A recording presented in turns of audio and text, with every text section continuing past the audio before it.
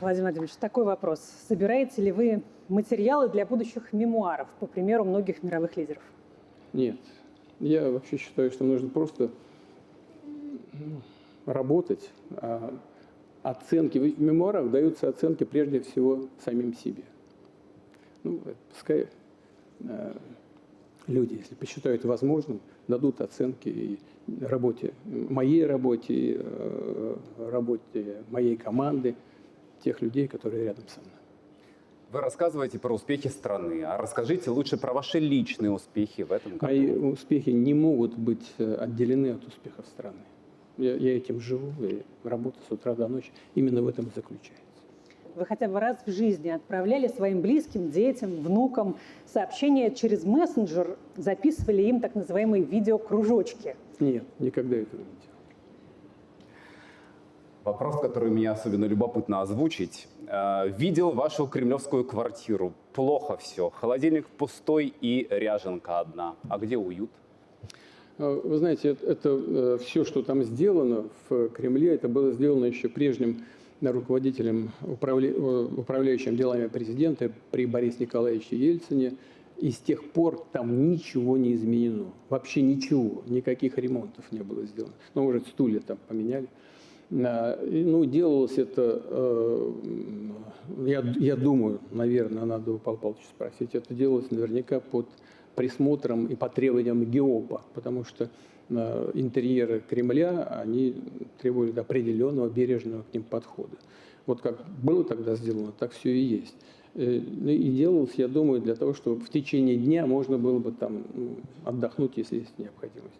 И я не знаю, но сомневаюсь, что Борис Николаевич там хоть один раз ночевал. Я там живу сегодня, это правда. Ну так сложились обстоятельства. Но во-первых, меня все устраивает, а во-вторых, все-таки уют создается прежде всего людьми. И вот когда у меня там нечасто, но появляются мои близкие, вот тогда и уютно. Испытывает ли президент профессиональную деформацию?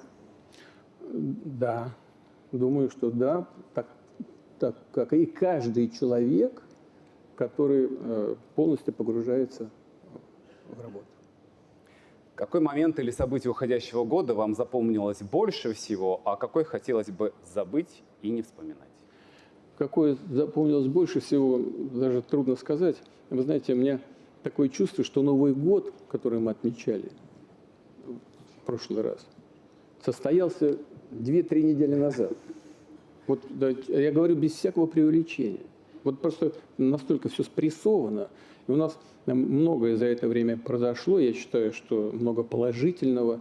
Я вот говорил недавно на коллегии Министерства обороны о развитии вооруженных сил, что они у нас стали, наверное, самыми боеспособными в мире, с учетом еще и новых видов вооружения, в том числе стратегического характера. Это все большие события в жизни страны, это не только в жизни вооруженных сил. Мы сохраняем, как я уже сказал, тоже в начале, устойчивость экономики. Было принято для этого много очень важных решений. Все это состоялось, и это все положительные вещи. А что касается того, о чем хотелось бы забыть, то к этому у меня есть свое отношение. Если что-то хочется забыть, значит, что-то не получилось, что-то было плохо. Этого нельзя забывать. Об этом нужно всегда помнить, делать выводы и исправлять ошибки. Какая черта вашего характера вам не нравится? И есть ли такая? Ну вот, значит, послушайте. Я же люди спрашивают. Я понимаю.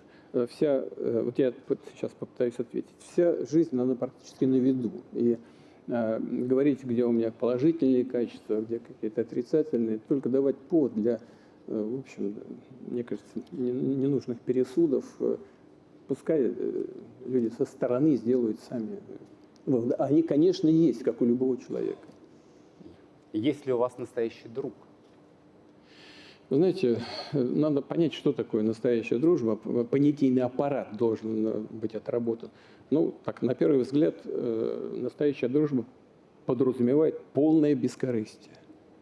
И надо признать, что в моем положении, когда человек находится, то это большое искушение для тех, кто со мной общается, ну, так или иначе к этому прикоснуться. Но я могу все-таки с уверенностью сказать, что люди, которых я считаю своими друзьями, а такие есть, они ведут себя очень сдержанно, достойно, и мне за них не стыдно.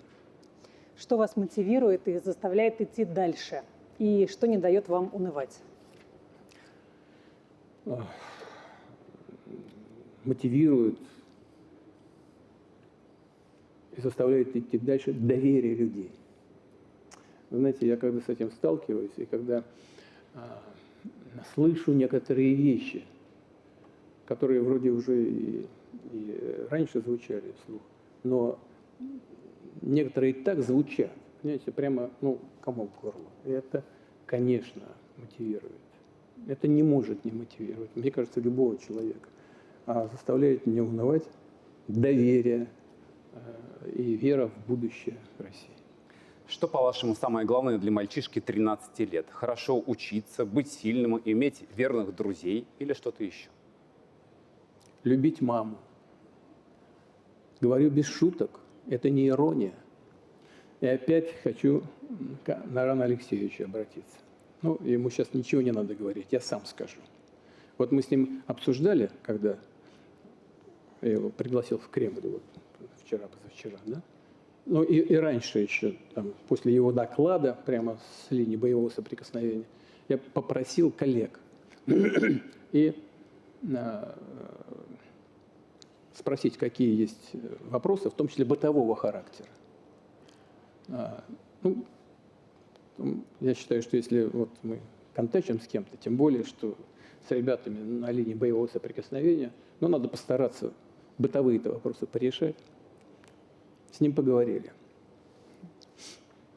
Наран меня простит. Значит, я раскрою эту тайну. Спрашиваю, чего попросил? Мама в возрасте, со здоровьем проблемы. Помогите маме.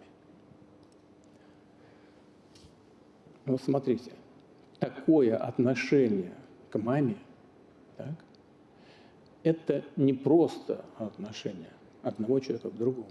Это мировоззрение. И люди с таким подходом, с такими ценностями в жизни становятся героями России.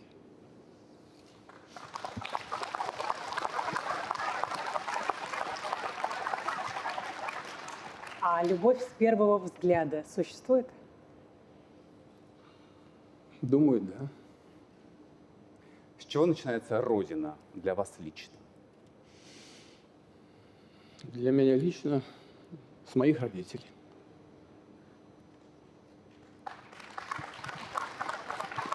Человеку надо обязательно во что-то верить. Во что верите вы?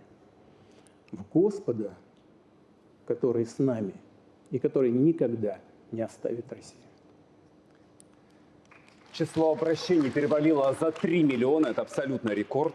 Заключительный вопрос. Какой будет Россия через 200 лет и будет ли она вообще? 200 лет, это вы меня попросили, не знаю, как это получилось, направить послание через сотни лет, как вы сказали. Здесь уже трудно что-то прогнозировать, поскольку сотни лет в условиях нарастающего технологического компонента, нарастающего влияния искусственного интеллекта на достижения в области генетики, нанотехнологий, как это изменит сознание людей, будут ли границы, что это будет через сотни лет, трудно сказать. Поэтому послание через сотни лет нашим потомкам, это так бы, исходя из условий сегодняшнего дня, я попытался сформулировать. А что будет со страной через 200 лет? Но это, в принципе, можно себе представить. У нас, как мы с коллегами вчера говорили, у нас только Большому театру 250 лет исполняется. Так что 200 лет для России – это еще не такой же большой срок. Но я очень рассчитываю на то, что страна будет высокообразованная. И на базе этого образования, высокого уровня образования наших людей, она будет высокотехнологичной. Она будет с помощью этих технологий решать все стоящие перед нами задачи в области экономики, в области здравоохранения, в области социальной политики. И будет жить в условиях мира, благополучия, выстроит отношения на базе уважения к себе и к своим партнерам со всеми участниками международного общения. Спасибо вам Спасибо огромное. Секундочку, я обещал, что мы этим не закончим. Да. Тихо. Да, пожалуйста, пожалуйста, без шума. Ладно? Пожалуйста. Давайте мы начнем по секторам прямо. Ну, сейчас.